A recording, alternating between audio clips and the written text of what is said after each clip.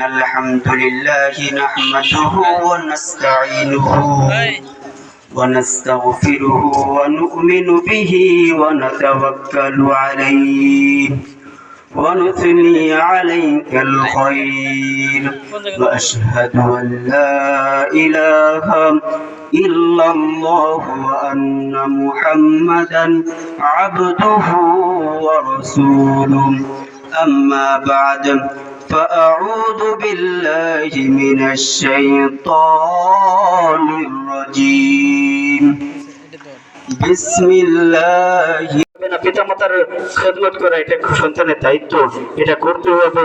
আপনার বড় হুজুরের বয়ান শোনা, তাবলীগ জামাতে যাওয়া, এইসব কাজ কিছু মুহূর্তের জন্য বন্ধ করতে হবে।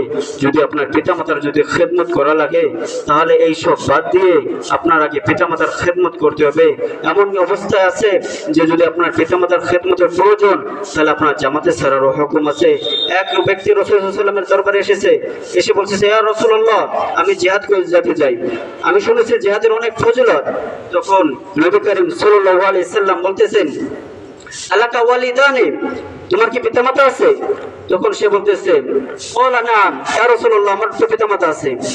তখন তিনি বলতেছেন, ফাফিহিমা ফাজাহিদ, তাহলে তুমি তাদের খেদমত করে জিহাদ করো। এই ধারা বোঝা যায় যে নফল জিহাদের থেকে পিতামাতার খেদমতের গুরুত্ব বেশি। এই জন্য পিতামাতার খেদমতের অপরিসীম। সেই জন্য পিতামাতার খেদমত এমন আছে যে কেউ যদি তার পিতামাতার দিকে যদি নেক নজরে তাকায় তাহলে একটা কবুল হজের বা একটা উমরার সব লেখা হয়েছে। কেউ যদি কারো পিতামাতার দিকে যদি নেক নজরে তাকায় তাহলে তার সগীরা গুনাহ মাফ করে দেওয়া হয়েছে। এরকমের আরো অনেক ফজিলত আছে। একটা ঘটনা এরকমের পাওয়া যায় যে এক ব্যক্তি নবী করিম সাল্লাল্লাহু আলাইহি সাল্লামের দরবারে এসেছে এবং এসে বলতেছে, ইয়া রাসূলুল্লাহ, আমি তো জিহাদে আসছি, আমার পিতামাতা, আমি জিহাদে আসছি এই জন্য সে কান্না করতেছে, আমার অনেক খারাপ লাগছে, কিন্তু আমার তো জিহাদে যাওয়ার অনেক ইচ্ছা, আমি জিহাদে যাব, সেই জন্য আমি তাদের কান্না করাই আমি জিহাদে চলে এসেছি। তখন নবী করিম সাল্লাল্লাহু আলাইহি সাল্লাম বলতেছেন যে তুমি যেইভাবে তোমার মা বাবাদেরকে কান্না করে চলে এসেছো, তুমি ওই রকমের ভাবে আবার তুমি তাদের কাছে যে তুমি তাদেরকে হাসাও। এ থেকে বোঝা যায় যে নফল ইবাদতের থেকে, নফল সব কিছুর থেকে পিতামাতার খেদমতের গুরুত্ব বেশি। এই রকমের যেমন পিতামাতার খেদমত আছে, সেমন পিতামাতাদের জন্য সন্তানেরও খেদমত আছে।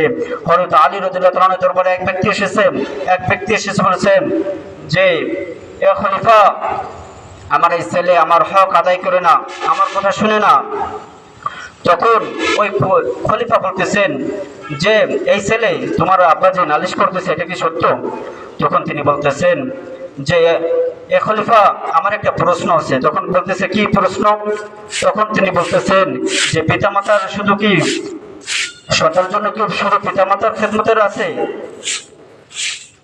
পিতামাতার কি সন্তানের জন্য কোনো খেদমত নাই, কোনো কর্তব্য নাই? তখন খলিফা বলতেছে, অবশ্যই আছে। তিনি তিনটা কর্তব্যের কথা বলেছেন। প্রথম কর্তব্যের কথা বলেছেন যে পিতামাতার প্রথম কর্তব্য হলো সন্তানের জন্য পিতা ভালো একটা মায়ের ব্যবস্থা করতে হবে। কারণ ভালো মায়ের গর্ভে থেকে ভালো সন্তান আশা করা যায়। মা যদি খারাপ হয় তাহলে সন্তানের মধ্যেও সেই রকম একটা আসর আসে, সেরকম একটা প্রভাব আসে। সেই জন্য মা যদি ভালো হয় তাহলে সন্তান ভালো হয়। সেই জন্য খলিফা প্রথমে মায়ের কথা বলেছে যে সন্তানের জন্য প্রথম আপনার একটা ভালো মায়ের ব্যবস্থা করতে হবে, কেননা ভালো মায়ের থেকে ভালো সন্তান আশা করা যায়। এরকমের একটা ঘটনা আছে যে দুইজন দাম্পত্য নতুন বিবাহ করছেন, তারা ইচ্ছা করলেন যে আমরা সব ভালো একটা সন্তান চাই, এই জন্য আমরা এখন থেকে ভালো হয়ে যাব, আমরা কখনো খারাপ চিন্তা করব না, খারাপ কোনো ধারণা করব না, মিথ্যা কথা বলবো না, গুনার কোনো কাজ করব না। এরকমের তারা চিন্তা ভাবনা করলো। ওই রকমের করা চলতে থাকলে কিছুদিন পরে তাদের একটা ছেলে সন্তান হলো। ছেলে সন্তানটা একটু বড় হয়েছে। তখন একদিন তার পিতার সাথে বাইরে বেরানোর পর তার পিতা তারকে নিয়ে হাত ধরে চলতেছে। চলার পথে রাস্তার পাশ থেকে একটা বড়ই গাছ থেকে একটা বড়ই চিড়ে খেয়েছে। খাওয়ার পর তার পিতা চিন্তা করতেছে যে এতটুকু বাচ্চা, এর মধ্যে কিভাবে এই চিন্তা ধারণাটা ঢুকলো যে এই রাস্তার পাশে থেকে যে একটা বড়ই ছিল। তখন তিনি সাথে সাথে চলে গেছেন বাচ্চার মায়ের কাছে, যে জিজ্ঞাসা করতেছে যে বাচ্চা গর্ভে থাকা অবস্থায় কি তুমি এরকমের কোনো জায়গায় বড়ই খেয়েছিলা? তখন ওই মহিলা বলতেছে, জি হে স্বামী, আমি এই সন্তান গর্ভে থাকা অবস্থায় আমার পাশের বাড়ি থেকে তাদেরকে না বলে অনগোচরে একটা বলে গেছিলাম। তখন ওই স্বামী বলতেছেন, এই যে তুমি যে গর্ভে থাকা অবস্থায় এই কাজটা করেছো, সেজন্য সন্তানের মধ্যেও এই প্রভাব চলে এসেছে। এই জন্য দেখা যায় যে ভালো মায়ের গর্ভে থেকে ভালো সন্তান আশা করা যায়। মায়ের চিন্তা ধারণা যেমন হয় সন্তানের চিন্তা ধারণা তেমন হয়, সেজন্য মায়ের সাথে সন্তানের অনেক মিল থাকে। দ্বিতীয় কর্তব্যের কথা বলেছেন যে সন্তানের ভালো একটা নাম রাখার কথা বলেছেন। আমরা যদি সন্তানের বর্তমান দেখা যায় যে ইংলিশ ফার্সি এর পুরো সব কিছু মিলিয়ে জগা কিছুর একটা নাম রাখে। নাম রাখতে হবে এমন নাম যে নামের ভালো একটা অর্থ থাকে, যে নামের ভালো সুন্দর একটা অর্থ আছে।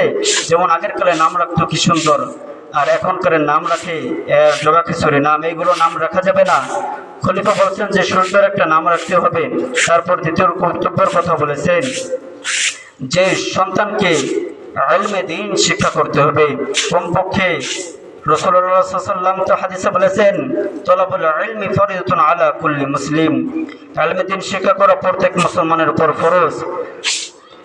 এই জন্য তৃতীয় কর্তব্যের কথা বলেছেন ইলমে দ্বীন শিক্ষাকর্তা সুশিক্ষা শিক্ষা করতে বলেছেন।